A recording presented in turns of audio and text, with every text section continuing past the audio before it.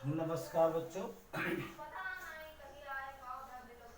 आज कक्षा 9 के लिए हम पाठ 2 रसायन विज्ञान के बारे में अध्ययन करेंगे।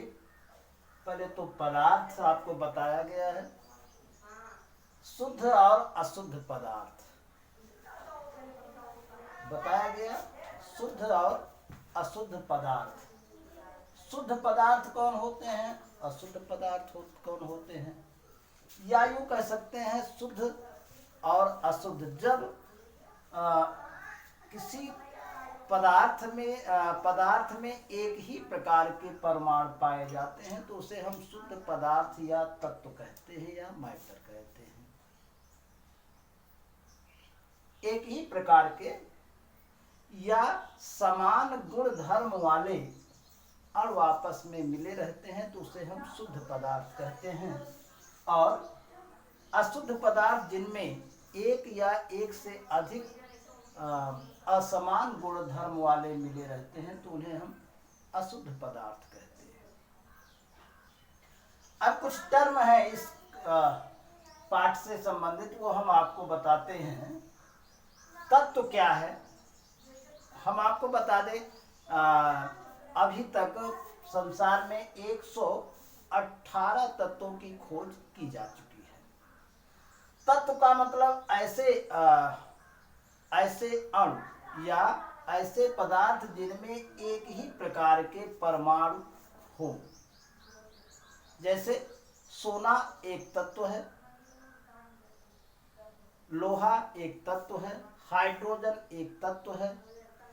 दो प्रकार के तत्व हो सकते हैं, एक तो धात्विक तत्व हो सकते हैं जिसमें धात्विक गुण होता है, दूसरे अधात्विक तत्व हो सकते हैं जिसमें अधात्विक गुण होता है, धातुओं का गुण नहीं होता है।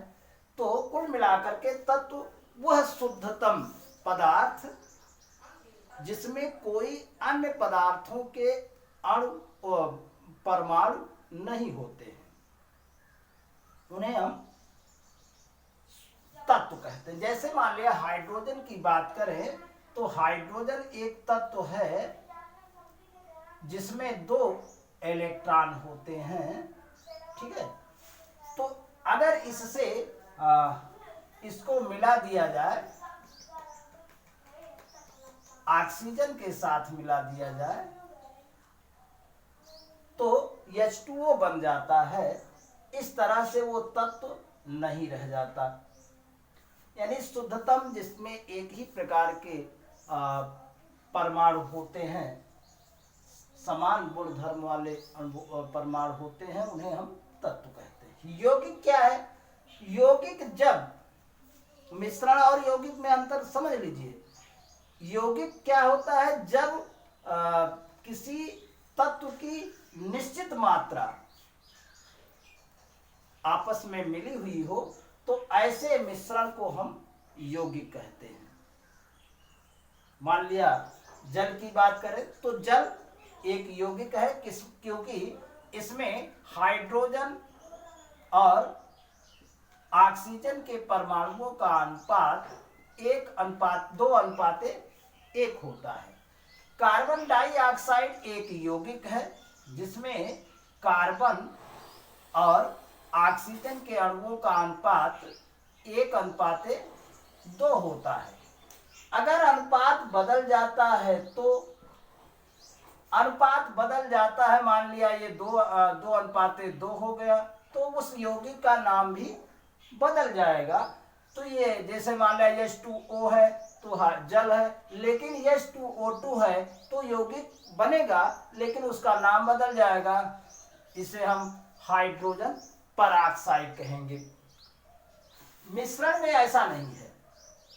हमने आपको फिर से बताया, यौगिक जब कोई तत्व आपस में निश्चित अनुपात में मिले हुए होते हैं तो उन्हें हम यौगिक कहते हैं। मिश्रण जब कोई 2 तत्व या 3 तत्व, 2 या 2 से अधिक तत्व अनिश्चित अनुपात में मिले हुए होते हैं तो उसे हम क्या कहते हैं, मिश्रण कहते हैं। मिश्रण 2 प्रकार के होते हैं, एक तो समांगी मिश्रण और दूसरे विसमांगी मिश्रण।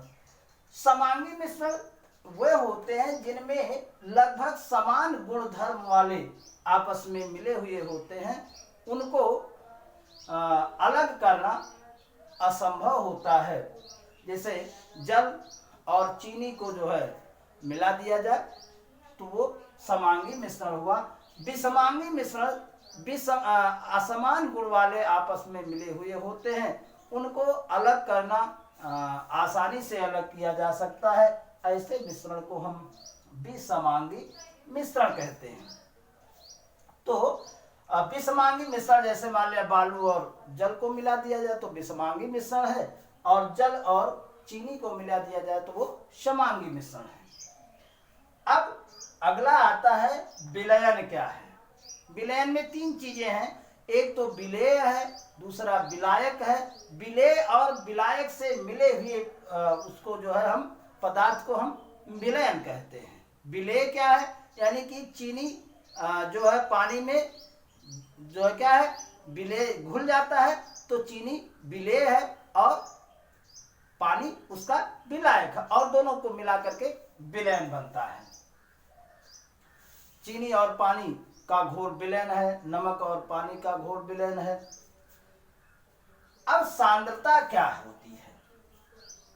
सांद्रता किसी विलयन में ग्राम प्रति अणुओं की संख्या को हम मात्रा को हम विलयन की सांद्रता कहते हैं। जैसे जैसे हम किसी विलायक में विलेय को हम मात्रा बढ़ाते जाते हैं उसकी सांद्रता बढ़ती जाती है।